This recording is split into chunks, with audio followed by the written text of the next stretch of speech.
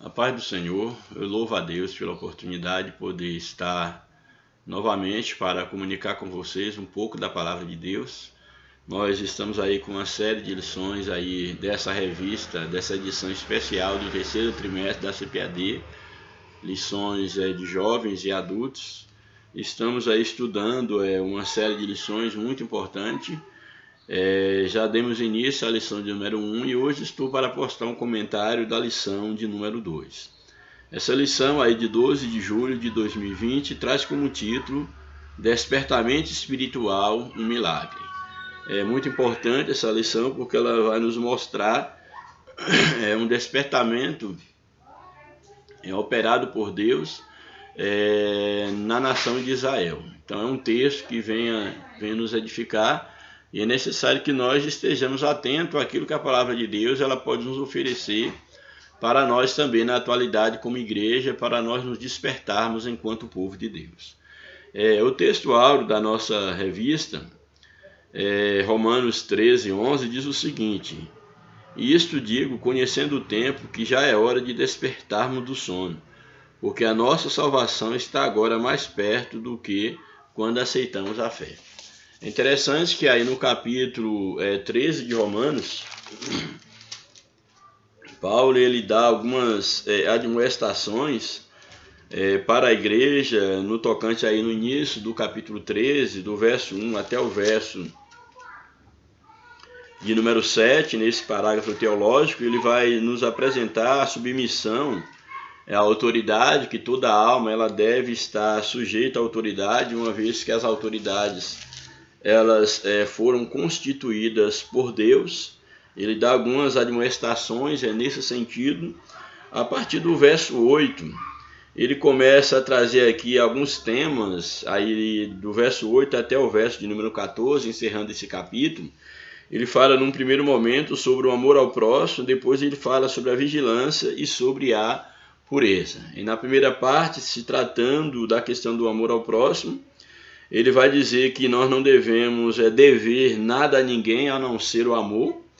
Ele apresenta que devemos então amar uns aos outros, porque quem ama cumpre, está cumprindo a lei. E ele cita mandamentos da lei quanto à questão do não adulterar, do não matar, do não furtar, do não dar falso testemunho, do não cobiçar. E aí ele no verso 9, na metade do verso, ele diz: se há algum outro mandamento, tudo nessa palavra se resume: amarás o teu próximo como a ti mesmo. Então, quando ele cita esses mandamentos do não adultério, do não matar, não furtar, etc., isso fala exatamente as ordenanças de Deus no sentido do relacionamento entre as pessoas, a nível horizontal.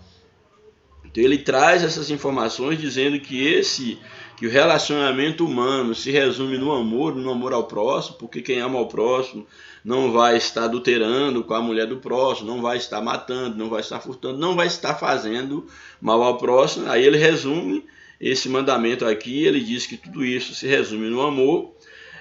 Como ele no verso 10 ele coloca muito bem que o amor não faz mal ao próximo, de sorte que o cumprimento da lei é o amor. Quem ama, cumpre a lei. A Bíblia diz o que Jesus, ele nos seus ensinamentos, ele diz que a lei se resume em amar a Deus sobre todas as coisas e o próximo como a nós mesmos. Então, em síntese, a lei se resume no amor. Aí, então, depois de trazer essas observações, ele vai exatamente introduzir o texto que nós lemos na leitura do texto áureo da lição, quando diz, aí tomando aqui a versão da leitura: e isso digo, conhecendo o tempo, que já é hora de despertarmos do sono, porque a nossa salvação até agora está mais perto do que quando aceitamos a fé. Então ele vai trazer essa observação. Aí na sequência do texto ele fala que a noite é passada, o dia é chegado, ou seja, o dia da salvação. Devemos rejeitar todo o mal, toda a noite, toda a escuridade da nossa vida e abraçarmos o novo dia de Deus na nossa vida. Ele coloca, falando em relação a isso, ele já está citando também, ao citar da questão da vigilância em relação à noite, ele introduz o conceito, a questão da pureza cristã, quando ele diz aí a partir do verso 13 e 14, ou nos versos 13 e 14, ele vai nos afirmar que devemos andar honestamente, como de dia, não em glutonaria, bebedeira, nem desonestidade, nem dissimulação, nem contendas, nem inveja, mas devemos revestir-nos do Senhor Jesus Cristo, isso aqui é muito importante, e não tenhais cuidado da carne, ou seja, não fiqueis preocupado, ligado, envolvido com a carne e as suas concupiscências. Então é dentro desse contexto que o apóstolo Paulo ele vai exatamente trazer essa observação para os romanos. E isto digo, conhecendo o tempo, que já é hora de despertarmos do sono.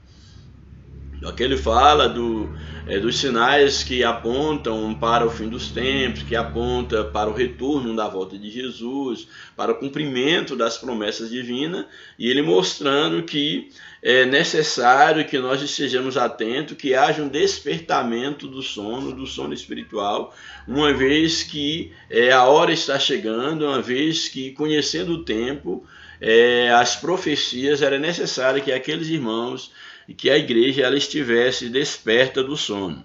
E aí ele fala, por que devemos estar despertos do sono? Porque a nossa salvação está agora mais perto de nós do que quando aceitamos a fé. Isso é uma verdade inconteste, porque se quando nós abraçamos a fé, a nossa salvação, a nossa redenção, a nossa maior esperança estava por cumprir, estava perto, muito mais perto está agora. Você que já tem aí 1 mês, 2 meses na fé, 1 ano, anos, décadas, é necessário que você entenda que agora está mais próximo o cumprimento da promessa de salvação. A vinda de Cristo a cada dia está mais próxima para acontecer. Então, cada dia que nós vivemos é um dia a mais que nos aproxima da vinda de Cristo. Então, isso aqui é o que Paulo está tentando passar para os irmãos, que diante da realidade da vinda de Cristo estar mais perto, era necessário que eles vivessem dignamente diante das autoridades, diante da lei, vamos dizer assim, na sua relação social como um todo, e como também na relação interpessoal entre as pessoas, entre os irmãos, amando uns aos outros e honrando uns aos outros, e estarem despertos para o dia da vinda do Senhor. Aí a verdade prática nos apresenta, o despertamento espiritual é uma consequência da submissão à vontade de Deus. Eu acho muito importante aquilo que está na verdade prática, porque é impossível acontecer um verdadeiro despertamento espiritual sem que o cristão seja submetido a Deus. Então, alguém que diz que está experimentando um novo tempo na sua vida, um avivamento, e é alguém que não se submete à palavra de Deus, não se submete às orientações divinas, mas quer viver segundo a sua própria vontade, essa pessoa pode estar experimentando tudo menos um despertamento espiritual. Então, o verdadeiro despertamento espiritual é exatamente quando Cristo ele começa a crescer dentro de nós, quando nós nos voltamos totalmente para Deus, submissos à sua vontade. Então pense muito bem nisso. Não é possível acontecer um despertamento espiritual, seja ele individual, seja ele coletivo, se cada um de nós, se a igreja não se voltar para Deus em obediência à sua palavra, em obediência e submissão à vontade de Deus. Todos os grandes avivamentos da história, todos os avivamentos que de fato não caiu no esquecimento, mas que entrou para a história, que podem de fato serem chamados de avivamento, eles partiram exatamente do princípio, do pressuposto de que o homem voltou-se para Deus, a obediência à sua vontade, à sua palavra. O primeiro, aí a leitura bíblica em classe, melhor dizendo, está no livro de Esdras, capítulo 1, verso 1 ao 7, e Neemias do 1 ao 4. Aí Esdras 1, capítulo 1, verso 1, diz o seguinte: no primeiro ano de Ciro, rei da Pérsia, para que se cumprisse a palavra do Senhor, por boca de Jeremias, que havia profetizado a libertação do povo, Deus despertou o Senhor o espírito de Ciro, rei da Pérsia, o qual fez passar pregão por todo o seu reino, como também por escrito, dizendo. Então aqui nesse primeiro momento, nós vimos que havia uma profecia do Senhor por boca do profeta Jeremias, que Deus haveria de tirar o seu povo ali do cativeiro babilônico, daquele cativeiro, e agora Deus, ele começa agora a cumprir essa promessa, despertando o espírito de Ciro. Eu acho bem interessante porque a lição fala de um despertamento espiritual, e nós vemos agora Ciro, apesar de ser um rei de uma nação pagã, ele agora é despertado por Deus, podemos dizer assim. Há um despertamento no coração de Ciro exatamente para cumprir a vontade de Deus determinada sobre o seu povo. Então Deus despertou o espírito de Ciro, rei da Pérsia, o qual fez passar pregão por todo o seu reino, como também por escrito, dizendo o quê? Aí verso 2, assim diz Ciro, rei da Pérsia, o Senhor Deus dos céus me deu todos os reinos da terra. É conhecimento de Ciro de que os reinos da terra foi dado a ele. Havia toda aquela promessa que o reino passaria o reino de Nabucodonosor, e isso passou a se cumprir, ou começou a cumprir exatamente quando do seu filho Belsazar profanou ali os vasos da casa de Deus. Então aqui o rei Ciro, ele tem esse conhecimento, e ele diz, o Senhor Deus dos céus me deu todos os reinos da terra, e ele me encarregou de lhe edificar uma casa em Jerusalém, que é em Judá. Então ele tem agora essa consciência de que o reino que ele exerce, o governo que ele exerce, ele veio da parte de Deus, foi Deus que o havia entregue nas suas mãos, portanto, ele poderia tomar, como tomou, como fez cair o Império Babilônico, e ele agora também ele tinha consciência de que Deus o havia chamado para edificar uma casa em Jerusalém que estava ali em Judá, na região de Judá. Então essa era a consciência do rei Ciro. Aí o verso 3... Quem há entre vós, ele então escreve ao povo de Israel, dizendo, quem há entre vós, de todo o seu povo de Israel, seja seu Deus com ele, e suba a Jerusalém, que é em Judá, e edifique a casa do Senhor, Deus de Israel. Ele é o Deus que habita em Jerusalém. Interessante porque Ciro, dentro daquele contexto de deuses pagãos, ele tinha essa consciência de que deveria se construir um santuário, já que havia santuário para vários deuses, e uma vez que o Deus de Israel, a nação de Israel era um povo escolhido, ele tem essa leitura de que Deus, ele é um Deus, no caso do povo de Israel, que o povo deveria subir a Jerusalém, que está em Judá, porque Deus, o Deus de Israel, é o Deus que habita em Jerusalém. Então, se Deus habita em Jerusalém, o local da adoração, na visão de Ciro aqui, deveria ser exatamente em Jerusalém, ou seja, construir uma casa para Deus em Jerusalém. Verso 4, e todo aquele que ficar em alguns lugares em que andar peregrinando, os homens do seu lugar o ajudarão com prata, com ouro, com fazenda, com gados, afora as dádivas voluntárias para a casa do Senhor que habita em Jerusalém. Aí ele dá as ordens e também os meios para que aquela obra pudesse ser realizada. Verso 5, então se levantaram os chefes dos pais de Judá e Benjamim, e os sacerdotes e os levitas, com todos aqueles cujo Espírito de Deus despertou. Isso aqui é muito interessante. Então levantaram aqui os chefes dos pais de Judá e Benjamim, os sacerdotes e os levitas, com todos aqueles, isso aqui é muito interessante, aqueles cujo espírito Deus despertou para subirem a edificar a casa do Senhor que está em Jerusalém. Isso mostra que houve aquelas pessoas que de fato o Espírito de Deus despertou para esta obra. E não só apenas despertou, mas os motivou, os colocou em ação.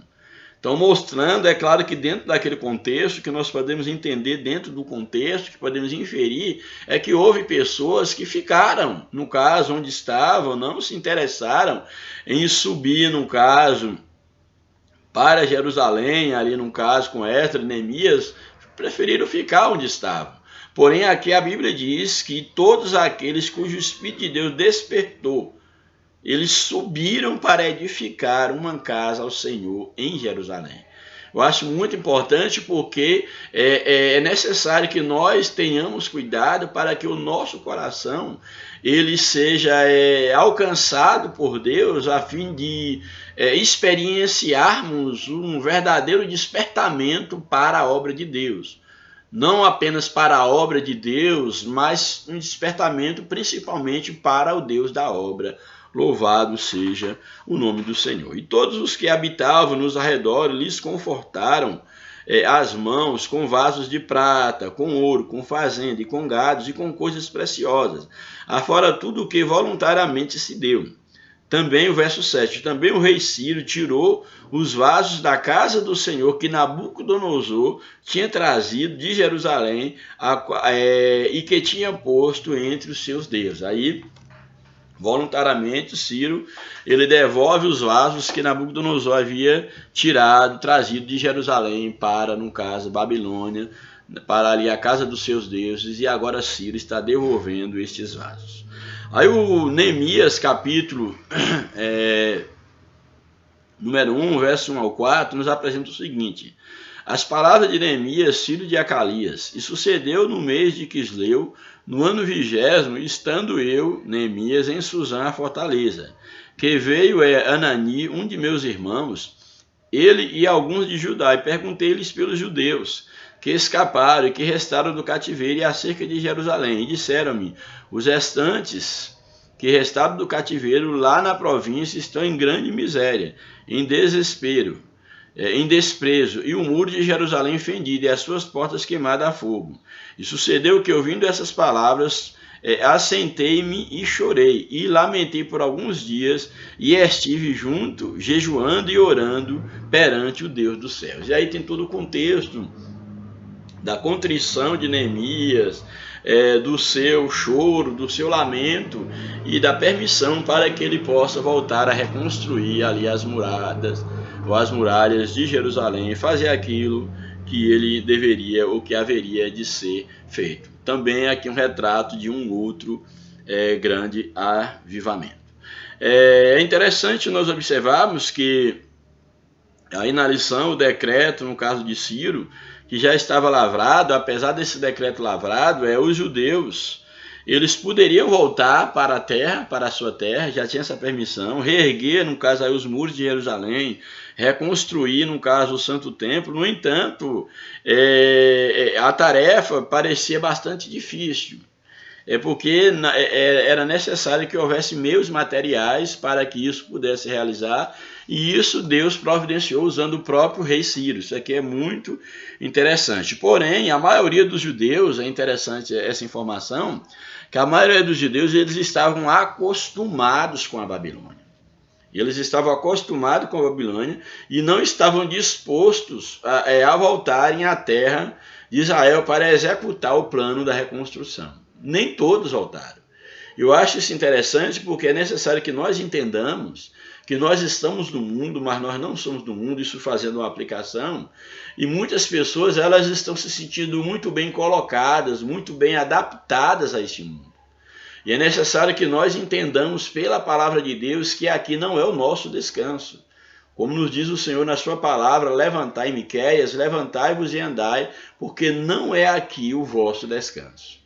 Eu fico observando durante a minha caminhada espiritual, e eu tenho percebido, tive o privilégio de nascer no lar cristão, e eu tenho observado que com o passar do tempo, muitos que se dizem cristãos, que foram inclusive até pessoas piedosas, fervorosas, sinceras no começo, com o passar do tempo elas têm se acostumado com este mundo.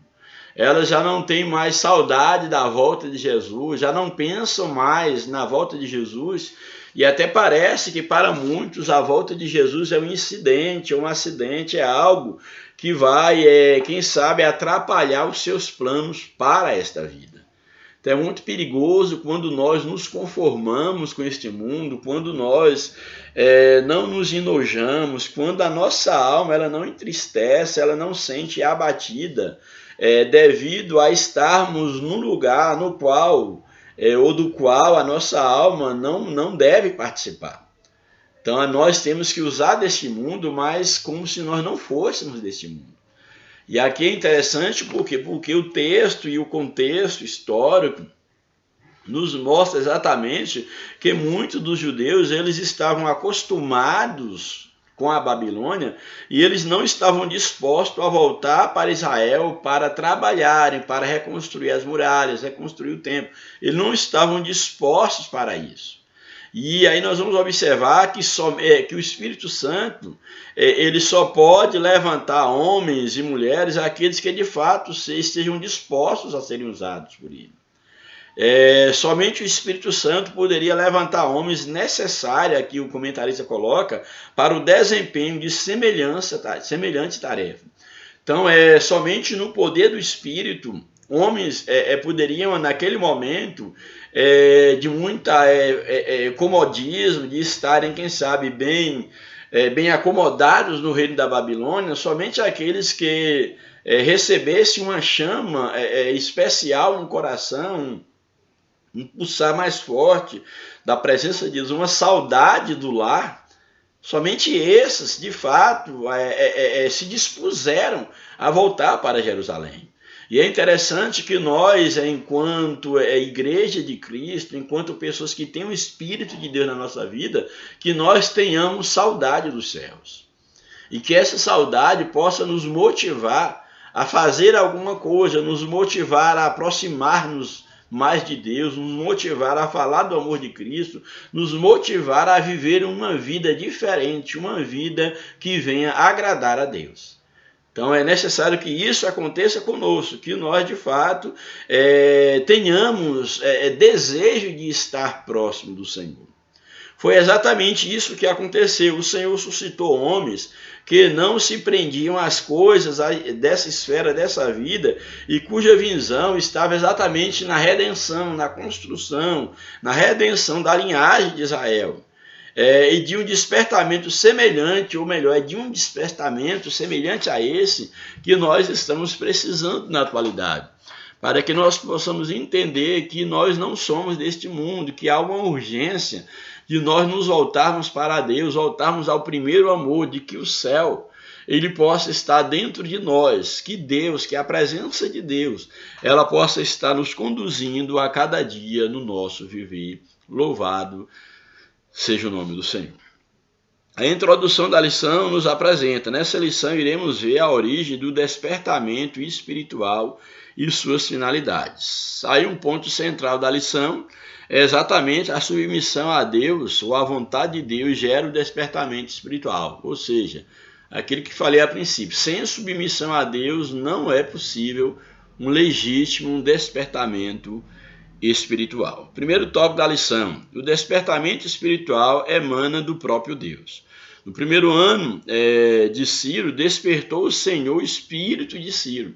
Isso aqui é muito interessante, que nós vimos aqui que esse despertamento espiritual, ele veio da parte do próprio Deus. Não é eu, não é você que tomamos a decisão por nós mesmos de nos aproximar de Deus.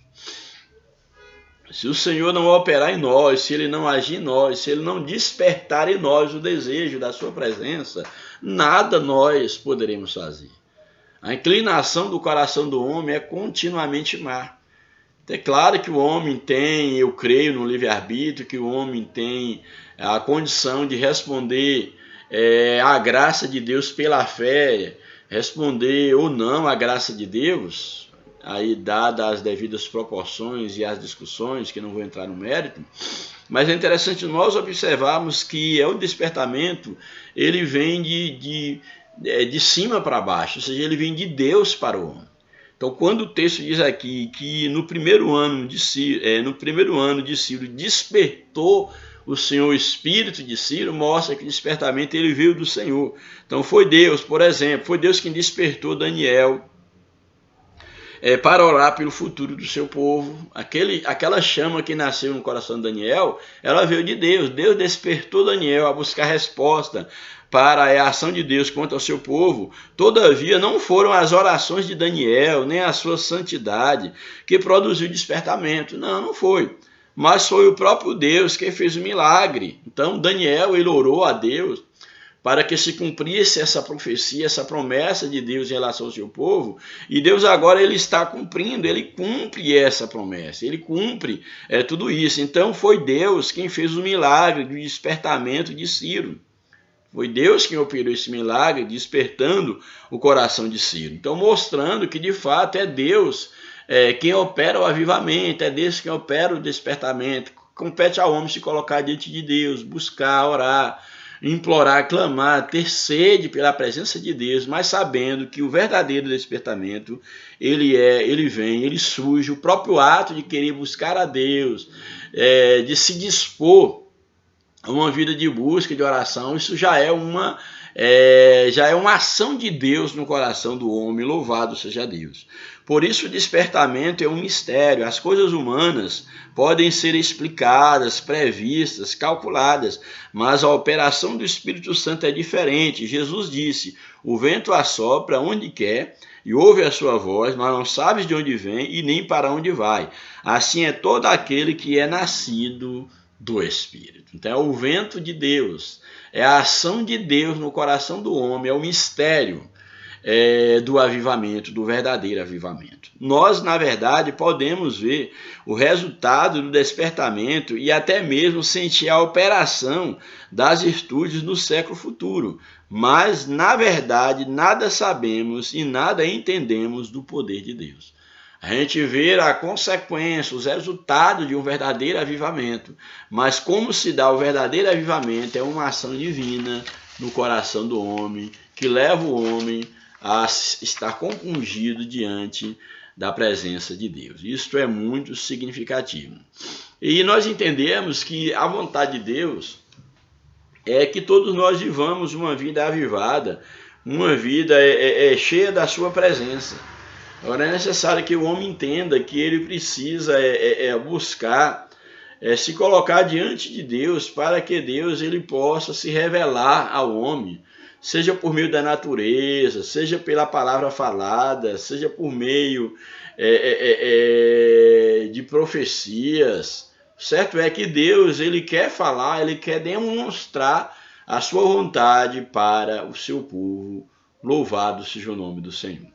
O segundo tópico da lição nos apresenta as finalidades do despertamento. A restauração nacional de Israel, primeiro subtópico. Deus, quando... Aqui vamos falar da finalidade do despertamento. E a primeira finalidade foi a restauração nacional de Israel. Deus, quando quer realizar seus propósitos, pode incutir a sua vontade no espírito do homem, como fez em Ciro. Foi assim que ele fez com Ciro. Embora fosse rei de uma nação idólatra, Ciro foi despertado por Deus, o qual incutiu a sua vontade no seu espírito, dominado pelas tradições e pela idolatria, a fim de que ele cumprisse os seus desígnios relativos ao povo de Israel, conforme havia falado na boca do profeta Isaías cerca de 180 anos antes. Então Deus é ele quem incute o avivamento, e nós vimos aqui que Deus desperta o espírito de Ciro, mesmo sendo um governante de uma nação idólatra. Deus implanta, incute a sua vontade no seu coração, no seu espírito, mesmo naquele contexto dominado pela idolatria e por tradições idólatras.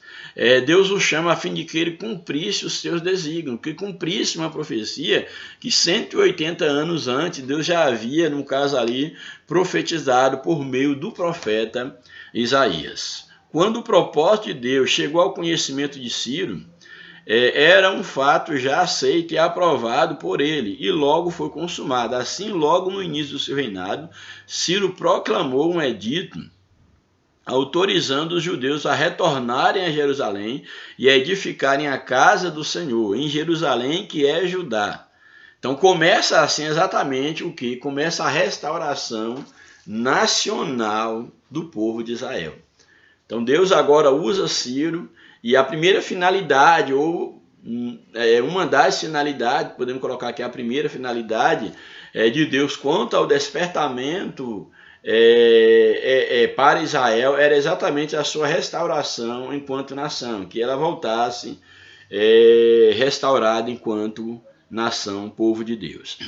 Uma outra finalidade do despertamento em relação a Israel era a restauração espiritual de Israel. É claro que nós podemos ver que houve um despertamento, junto com o despertamento nacional, houve um despertamento espiritual, sem sombra de dúvida, porque o povo já foi despertado ali, ao dar ouvido à voz de Deus, já era o começo de um despertamento espiritual, mas isso aumentou de maneira significativa quando eles estavam já, ou voltaram para reconstruir o templo e estarem adorando a Deus enquanto nação.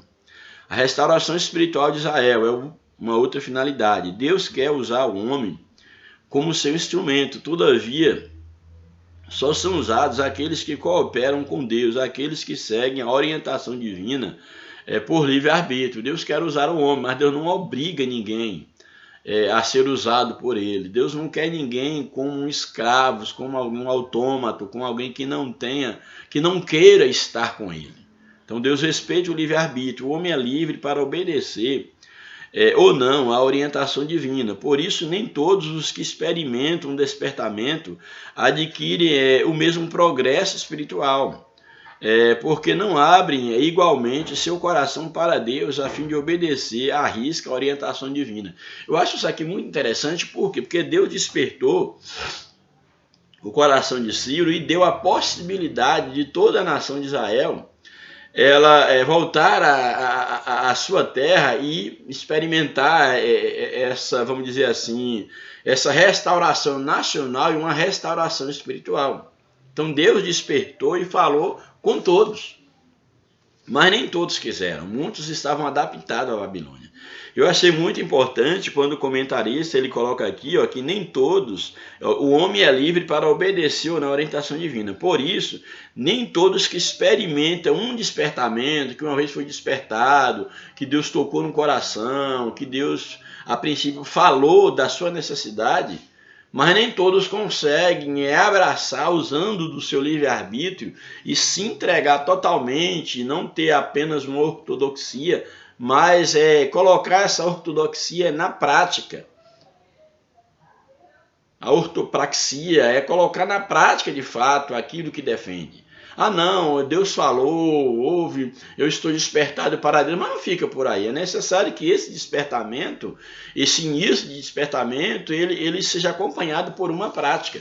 Então o comentarista aqui ele coloca exatamente que nem todos os que experimentam um despertamento adquirem o mesmo progresso espiritual. É necessário crescer nesse despertamento e adquirir um progresso espiritual. Então infelizmente nem todos adquirem porque não abrem igualmente o coração para Deus. Cada um vai se relacionar com Deus individualmente, uns de maneira mais profunda e outros de forma mais acanhada.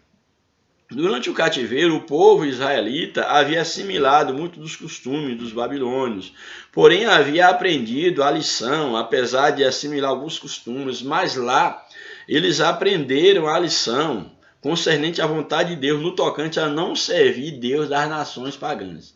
Então, nesse aspecto de não adorar ídolos, antes do exílio, Israel estava espiritualmente enfermo do pé à cabeça, porém agora, quando passa por esse exílio, ele havia sido curado da idolatria. Aquilo que eles faziam antes, agora ele já não fazia, porque o exílio serviu para curá-los da idolatria. Para Israel, o sofrimento resultou num despertamento, e este na sua restauração espiritual.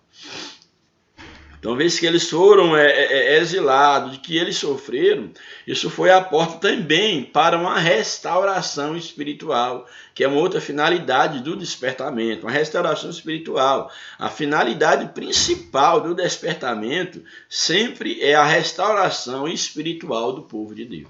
O mais importante para Deus é que o povo volte-se para Deus. Isso foi em relação à nação de Israel, como também em relação a sua igreja. Cada despertamento tem por objetivo principal a salvação e a restauração do homem. Encontramos sempre esses dois polos, a graça e o pecado. A graça vai abundar exatamente onde abunda o pecado, aí a graça vai superabundar. O Espírito Santo está sempre pronto para convencer o mundo do pecado, da justiça e do juízo. Por exemplo, aqui na letra A, o Espírito Santo é sempre intolerante com o pecado. Muito interessante que o verdadeiro avivamento tem que levar o homem a abandonar o pecado. Não tem como ter um coração avivado, se tornar um crente avivado, restaurado, despertado para Deus e permanecer numa vida de pecado. Então, o verdadeiro despertamento é exatamente o que o texto aqui nos apresenta. O Espírito Santo, ele sempre vai ser intolerante ao pecado. Aquele que ama ao Senhor tem que aborrecer o pecado. O Espírito Santo convenceu a Saulo. Saulo estava errado. Ele achava que não, mas quando ele teve um encontro com o Senhor, ele foi convencido do seu erro. Por quê? Porque o despertamento, o avivamento, gera mudança de vida, gera exatamente a intolerância que Deus tem pelo pecado. Isso é implantado no coração do homem. Então, Saulo, ele foi convencido de que havia pecado contra a pessoa de Jesus, que Jesus era aquele a quem ele perseguia. Também o Espírito Santo ele convenceu do pecado da mulher samaritana, que teve aquele encontro com Jesus. Ali no poço de Jacó, ela reconhece-se pecadora e ela bebe da água da vida. Então, o despertamento leva o homem a reconhecer o seu pecado, isso em todos os casos. Um outro exemplo de Zaqueu. Zaqueu, ao ter um encontro com Jesus, ele confessa a sua falta. Ele decide corrigir aquela falta e não cometer mais aquele erro. Então, o Espírito Santo ele torna manifesta as coisas más. Quando o Espírito Santo ele atua no coração do crente, ele manifesta o erro, manifesta aquilo que é mal e leva o homem a uma mudança de atitude. O profeta Isaías, por exemplo, Isaías, quando ele teve aquela visão dos serafins, diante da presença de Deus, ele se sente com lábios impuros, que habitava no meio de um povo de impuros lábios, e ele se sentia perecendo porque os seus olhos tinham visto o Senhor. E o Senhor, com a brasa viva do altar, queima ali os lábios de Isaías e restaura espiritualmente a vida de Isaías, operando um verdadeiro despertamento, um verdadeiro avivamento na vida de Isaías. Portanto, o Espírito Santo faz com que os crentes eles andem na luz. Está despertado é andar na luz de Deus, na luz da palavra de Deus. O Espírito Santo também aponta para Jesus como aquele que perdoa e salva. O Espírito Santo aponta o nosso erro, aponta o nosso pecado, mas nos aponta Jesus, aquele que pode nos purificar de todo pecado, porque ele é o Cordeiro de Deus que tira o pecado do mundo. Então isso aqui é muito interessante, mostrando que o Espírito Santo ele é intolerante ao pecado, ele mostra o pecado ao homem, mas também ele nos aponta a Jesus, aquele que pode nos perdoar e nos purificar de todo o pecado. Louvado seja o nome do Senhor. Este era o ensino dos dias dos apóstolos e deve continuar sendo nos dias de hoje, pois a palavra de Deus não muda e as nossas necessidades espirituais também não mudam. O homem continua carente, continua na dependência, precisando de Deus, e assim ele deve voltar-se para Deus. Eu acho interessante aqui no comentário da lição aqui do mestre, algo que eu achei aqui bem interessante, ó. A política de Ciro beneficiou sensivelmente os judeus exilados em Babilônia, pois Ciro conferiu a Yahvé o mesmo respeito a Marduk e outras divindades. A consequência lógica de sua política foi o decreto que permite aos judeus o retorno à sua terra. Somente em um templo restaurado em Jerusalém, Yahvé poderia agir efetivamente como Deus de Judá, segundo aquela leitura de Ciro, dentro daquele contexto pagão. Assim, em fiel obediência a Yahvé, Ciro decidiu repatriar o povo judeu, providenciou autorizações para que eles voltassem e reconstruíssem a cidade e o templo de Deus em Israel e Judá. Louvado seja o nome do Senhor para sempre. E aí nós temos o terceiro tópico da lição: Deus cumpre as suas promessas. Primeiro subtópico: a fidelidade de Deus em suas promessas. Pelo despertamento que Ciro recebeu, Deus cumpriu literalmente a sua palavra em relação ao retorno de Judá à sua terra. Lá em Isaías 27, 22, havia uma promessa nesse tocante e Deus agora está cumprindo na íntegra essa promessa. Isaías 27, verso 22, nos diz o seguinte, Isaías 27, 22, mas veio, 27, 22, a Babilônia serão levados, e ali ficarão até o dia em que os hesitar, diz o Senhor, então os farei subir e os tornarei a trazer a este lugar. E Deus agora está literalmente cumprindo essa profecia. Eu acho muito interessante, eu estava meditando esses dias, que muitas das vezes nós tentamos buscar muitos argumentos para justificar a veracidade da Bíblia, a Bíblia como palavra de Deus e a existência do próprio Deus. E uma das coisas que eu acho mais interessante para justificar a nossa fé é exatamente as profecias, porque algo que foi profetizado há anos e anos, ela tem o seu cumprimento na história. Tiveram muitas profecias o seu cumprimento e outras estão cumpridas na atualidade e haverão de cumprir no futuro, mostrando exatamente como Deus trabalha, como Deus é Deus e ele, através da sua palavra, ele fala com o homem, como a Bíblia merece crédito, uma vez que ela fala de algo que ainda não tinha acontecido e a história veio confirmar a comprovação desses fatos acontecendo e ainda confirma fatos que estão e que ainda haverão de se cumprir. Isso mostra que Deus é Deus, ele é verdadeiro e as profecias e os seus cumprimentos é uma grande marca da soberania divina. Louvado seja o nome do Senhor.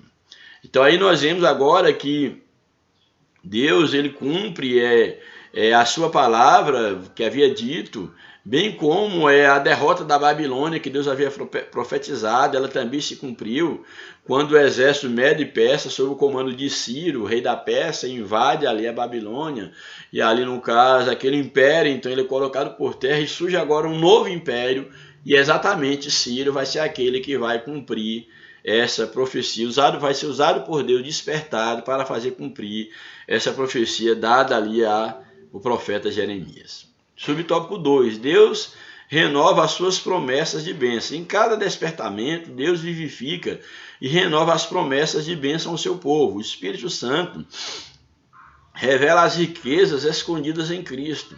Isso é as riquezas da glória de Cristo, ou as riquezas da glória de que Cristo ganhou na cruz do Calvário para aqueles que o servem. Então, em cada despertamento, eu acho isso aqui interessante, que Deus renova as suas promessas de bênção. Em cada despertamento, Deus está revivificando, renovando as suas promessas através do seu Espírito. Isso acontece em cada despertamento. Foi em relação à nação de Israel, foi em relação à igreja e é em relação à igreja. Por exemplo, o batismo com o Espírito Santo é uma bênção que faz parte dos rudimentos da doutrina cristã. Todo crente deve buscar essa graça, buscar ser enchido do Espírito, e cada vez que um crente é batizado, que a igreja recebe o Espírito, isso é uma comprovação, uma renovação das alianças, da bênção de Deus sobre a vida da igreja. No despertamento que operava no tempo dos apóstolos, eles faziam questão de que todos os convertidos recebessem essa maravilhosa unção do alto, que é o batismo no Espírito Santo. Os dons espirituais também fazem parte das bênçãos que Jesus deseja dar por meio do despertamento. Deus ainda deseja despertar os corações para ter uma fé renovada, que venha também curar o corpo. Tudo isso como resultado da obra expiatória de Cristo na cruz do Calvário. Na verdade, o Senhor ele quer nos dar saúde espiritual, como também saúde física.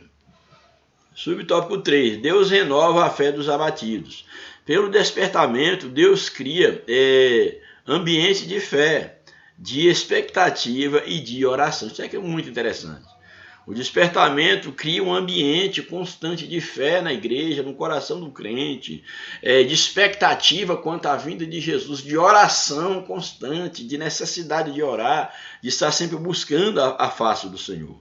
O despertamento nasceu da oração e só poderá prosseguir se continuar acesa a chama da oração. No Antigo Testamento, o fogo no altar de incenso não se podia deixar apagar. Do mesmo modo, Deus quer que o fogo do Espírito Santo não se apague em nossos corações, mas sim que continue aceso. Hoje, como no dia de Pentecostes, todavia, isso só se pode conseguir através da oração incessante por parte de cada um de nós. Ou seja, manter-se avivado é manter-se em constante contato com Deus, em constante relação com Deus. E um dos caminhos ideais, um dos caminhos mais usados e eu diria que necessário para nós mantermos a comunhão com Deus é através de uma vida de oração. uma vida de leitura da sua palavra, uma vida de consagração, uma vida autêntica diante da presença do Senhor. Louvado seja o nome do Senhor. Portanto, Deus ele é fiel em cumprir as suas promessas dadas ao seu povo, e nós temos que crer nisso. Ele, além de vivificar, ele renova, né, isso, as promessas, ele renova, ele tem promessas para nós, ele renova a fé daqueles que estão fracos, dos que estão desanimados, e nós temos uma grande promessa de Deus na Bíblia, está no livro de Gênesis, por exemplo. Foi uma das grandes promessas no capítulo 3, no verso 15, quando diz que da semente da mulher nasceria algum que esmagaria a cabeça de Satanás. E essa promessa, ela se cumpriu. E finalmente, aí o último tópico da lição. O despertamento torna os homens obedientes à palavra. Muito, muito significativo isso aqui. Um despertamento que não leva o homem a obedecer à palavra de Deus não é despertamento. Dizer que foi avivado, que você é renovado, que você tem uma vida avivada e você corre da palavra de Deus, do ensino da palavra, da leitura da palavra, da meditação da palavra, isso não é despertamento. Porque é na palavra de Deus que eu aprendo de Deus, que eu me aproximo de Deus, é na palavra que eu me instruo para a caminhada espiritual. Então, como dizer ter uma vida avivada se eu estou fugindo da palavra de Deus? Portanto, só o título desse tópico ele é significativo, só o título ele já é mais do que suficiente. O despertamento torna os homens obedientes à palavra. Primeiro subtópico. O culto que foi estabelecido em Jerusalém foi exatamente aquele que a lei de Deus determinava, ou seja, foi um culto segundo a palavra de Deus. Não foram introduzidas novas formas de culto, nem qualquer mistura de doutrinas babilônicas. Aquele culto que foi restaurado por esse avivamento era um culto puro, que cabia apenas um retorno à palavra de Deus e não a elementos do culto babilônico para poder ser inseridos no culto judaico. Isso aqui é muito importante nós entendermos que quando nós voltamos para Deus, nós temos que voltar por meio da inteireza, da pureza da sua palavra, sem nenhum artifício humano. Subtópico 2, o despertamento dado pelo Espírito Santo faz com que os crentes desejam intensamente ser fiéis à palavra de Deus. Não só voltar à palavra no sentido de ler a palavra, mas voltar também no sentido de pôr em prática a palavra de Deus. Paulo escreveu, para quem nós aprendais a ir até o fim. E esta forma de proceder, esta atitude do crente é uma das bases para a comunhão de uns com os outros. Companheiro sou de todos os que temem e dos que guardem os teus preceitos. Salmo 119, verso 63. Então é necessário que nós tenhamos a atitude de nos voltarmos para a lei de Deus, para a sua palavra, mas nos voltarmos no sentido de pôr em prática esta palavra. Louvado seja o nome do Senhor. Portanto, um despertamento espiritual é, antes de mais nada, um retorno. O que é um despertamento espiritual? É um retorno. Um retorno a quem? Um retorno a Deus. Então, todos aqueles que experimentaram um despertamento, é exatamente aqueles que se voltaram para Deus. Então, todas as vezes que os crentes voltam aos princípios das Sagradas Escrituras, dá-se sempre um despertamento espiritual. Então, verdadeiro despertamento sem retorno às Escrituras, isso é mera falácia religiosa. Dizer que a igreja está despertada, que vai ter um grande avivamento, através de estratégias humanas, de palavra de efeito, de marketing, de muitos caminhos, tomando aí o caminho de técnica da psicologia, etc, etc. Isso não é despertamento espiritual. O verdadeiro despertamento espiritual, ele tem que começar necessariamente com os princípios da Escritura Sagrada. Louvado seja o nome do Senhor. Foi assim no tempo de Josias, por exemplo, despertamento da nação. No tempo de Esdras, a mesma coisa. Então, o mesmo deve se verificar no caso quando o povo de Deus, de fato, ele se dispõe a buscar a presença de Deus. Aí sim, através da sua palavra, seguindo o caminho da palavra, aí se percebe um verdadeiro avivamento. Mas o que é necessário para viver um grande despertamento espiritual? Aqui o comentarista, no subsídio doutrinário, ele apresenta aqui 3 coisas necessárias para um despertamento espiritual. Primeira, voltar às Sagradas Escrituras e aposar todos os seus, e esposar, casar, no sentido de casar, com todos os seus princípios. Então, não é possível despertamento espiritual sem que se volte às Escrituras e que se case, que se aliance com os seus princípios. Uma outra coisa necessária, buscar com redobrado favor a presença de Cristo. Quem busca avivamento sai daquela rotina de buscar a Deus. Ele vai ter uma jornada de busca, ele vai se empenhar mais em buscar a face do Senhor. Louvado seja o nome do Senhor. E isso é comprovado na história. Todo avivamento, que de fato foi avivamento, que não caiu no esquecimento, mas que eles foram lembrados pela história, que pôde ser lembrado, foram avivamentos exatamente como consequência de alguém ter voltado inteiramente, buscado intensamente a vontade, a presença de Deus por meio da oração, da consagração, da leitura da sua palavra. Isso é um pressuposto para o avivamento. E uma outra necessidade, um outro critério essencial para o avivamento é que não podemos perder o nosso primeiro amor. Temos que voltar, ver onde nós paramos, onde nós caímos, voltar à prática das primeiras obras, da simplicidade do Evangelho. Então a igreja de Éfeso, por exemplo, era uma igreja que exteriormente ela tinha uma, vamos dizer assim, uma ortodoxia muito bem alinhada, exteriormente não havia nenhum problema quanto à ortodoxia doutrinária que o comentarista se coloca naquela igreja. No entanto, estava longe da prática do primeiro amor. E é interessante nós observarmos que esse avivamento nós recebemos do próprio Deus. E se a força do nosso amor não consegue corresponder aos primórdios da nossa fé, que é voltar ao primeiro amor, nós vamos correr um risco de nos afastarmos de Deus.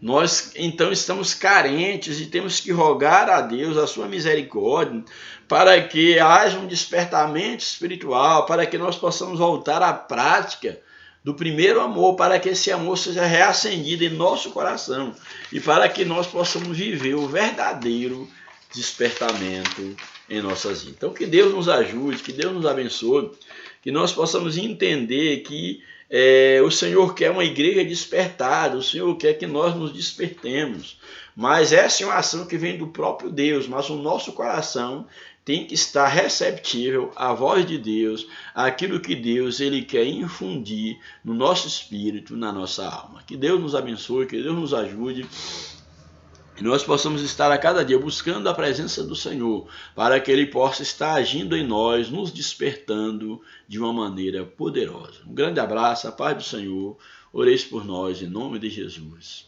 Amém.